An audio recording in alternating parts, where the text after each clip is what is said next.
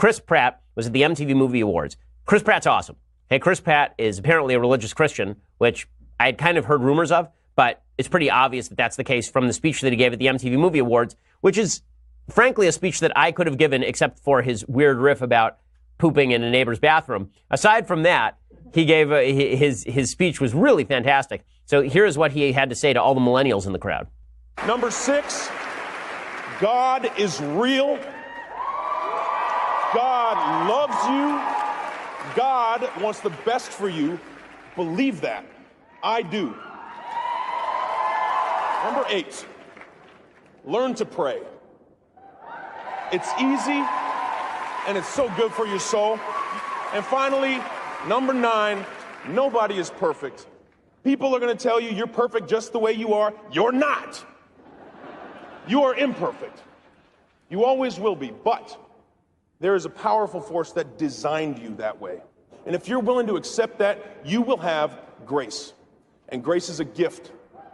And like the freedom that we enjoy in this country, that grace was paid for with somebody else's blood.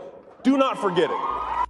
It's pretty spectacular stuff. I mean, even as a Jew, right? I'm not big into the whole paid for with somebody else's blood routine as far as your flaws, but just as a religious person, this is wonderful. I mean, this is so brave. Okay, you want to talk about bravery in public spaces? And people were like, wow, look at Robert De Niro going out there and saying F Trump and standing ovation at the Tonys because F Trump.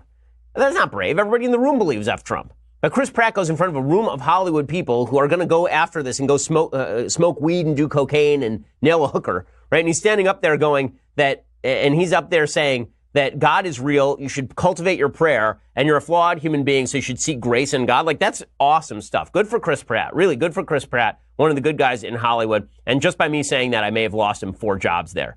So I apologize to you, Chris Pratt, except I figure that he's a big enough star that he can probably handle it. The big news of the day is that apparently Donald Trump hates children. Now, if you're on the left, this comes as no surprise because you always thought that Donald Trump hated children, right? I mean, that's not a giant shock, but the reality is that Donald Trump supposedly is a guy who wants to remove children from the arms of their parents as those parents cross the border illegally. So you're coming across the border to make a new life for yourself, and you've brought your child, and you're picked up by ICE, and they cruelly take those children and they rip them away from you. They take the children and they rip them away from you. Okay, there is only one problem with all of this. Okay, there's only one problem with all of this. This is just not the case. Okay, the reason I say this is just not the case, I'm going to go through the actual applicable law here so that you know what it is that is going on. Okay, the reality is that the law requires that if you cross the border illegally and we arrest you for it, that your children cannot stay in custody with you. Okay, that's just the way it is. Okay, the way that it is according to the law. Okay, and that is a 2008 ruling from the Ninth Circuit Court of Appeals. According to the law, you are not allowed to take the children and leave them with their parents in custody. So the Ninth Circuit Court ruled that non-detention of minors applies to accompanied illegal immigrants. The reason this happened is there was an agreement, it's called the Flores Agreement, back from the 1990s, in which the federal government was sued, and they came to a federal settlement, and the federal settlement said that when unaccompanied illegal children come across the border, they have to be released, remanded into the custody of some sort of parental figure or guardian in the United States. And then the Ninth Circuit Court of Appeals in 2016 ruled that those children actually had to be released, whether or not they came with a parent. So you come across with mommy and daddy, we still cannot keep you in custody for a long period of time. We still have to release you ASAP. Now, the problem with this is this has created a spate of headlines that Donald Trump, because he is more strictly enforcing border laws, that because he is doing that, this means that that he is somehow separating the children from their parents. Again, it is by operation of law that the kids are removed from their parents. It is not Donald Trump decided, I want to remove children from their parents, and therefore I'm cruel and nasty, and that's what I want to do. That's not how any of this works. Rich Lowry has a good column making all of this clear. He points out in his column at National Review today,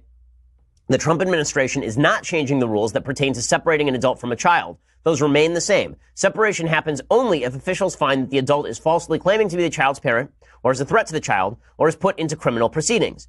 And it's the last that is operative here. The past practice had been to give a free pass to an adult who's part of a family unit. The new Trump policy is to prosecute all adults. The idea is to send a signal that we are serious about our laws and to create a deterrent against reentry. Illegal entry is a misdemeanor. Illegal reentry, however, is a felony. When a migrant is prosecuted for illegal entry, writes Rich Lowry, he or she is taken into custody by the U.S. Marshals. In no circumstance anywhere in the United States do the marshals care for the children of people they take into custody. The child is taken into the custody of HHS, that's Health and Human Services, who cares for them at temporary shelters.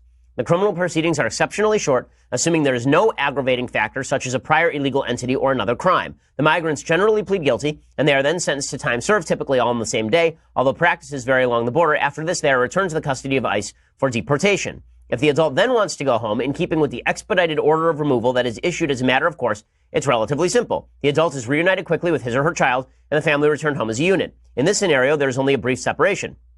When it does become more of an issue is when parents start claiming asylum. If you claim asylum, adults are going to be detained longer, and the law is that you are not allowed to hold children for longer than 20 days in custody. And that's the Flores consent decree. A ruling by the Ninth Circuit extended the 20-day limit to children who come as part of family units. So even if you would like to hold a family unit together, even if you want the kid to stay with mommy and daddy, you cannot by operation of law. You are forbidden from doing so because the Ninth Circuit Court of Appeals wanted to make it less appealing for the government to keep families in custody. They wanted all of these families released into the general population in the United States. Rich Lowry writes, the clock ticking on the time the government can hold a child will almost always run out before an asylum claim is settled. The migrant is allowed 10 days to seek an attorney. There may be continuances or other complications. This creates the choice of either releasing the adults and the children together into the country, pending the adjudication of the asylum claim, or holding the adults and releasing the children. If the adult is held, HHS places the kid with a responsible party in the U.S., ideally a relative. Even if Flores didn't exist, the government would be very constrained in how many family units it can accommodate. ICE only has about 3,000 family spaces in shelters. It is also limited in its overall space at the border, which is overwhelmed by the ongoing influx. So family units can go home quickly. All they have to do is not plead asylum, and they can all go home together.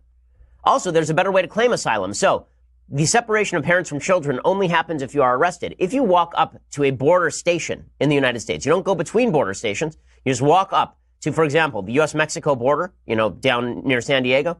If you just walk up to that border and you say, I need to claim asylum, you will not be arrested. You're only arrested if you try to cross between the borders, because then the idea is probably you're lying to get into the country. Otherwise, you should just walk up to Border Patrol, not along the border, but in specific border stations, which everybody knows where they are, and then you claim asylum, and then you're not arrested at all. Then you get to stay with your kids. Right? Every indication is that the migrant flow to the United States is discretionary. It nearly dried up at the beginning of the Trump administration, when migrants believed they had no chance of getting into the United States. Now it's going in earnest again because the message got out that despite the rhetoric, the policy at the border hasn't actually changed.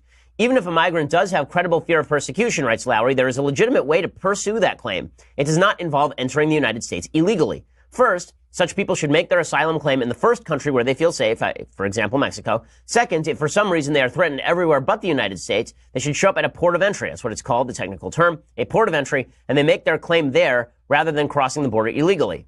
There's significant moral cost to not enforcing the border, as well as Rich Lowry points out. If you just start releasing people in general into the middle of the country, lots more people are going to start crossing into the country illegally.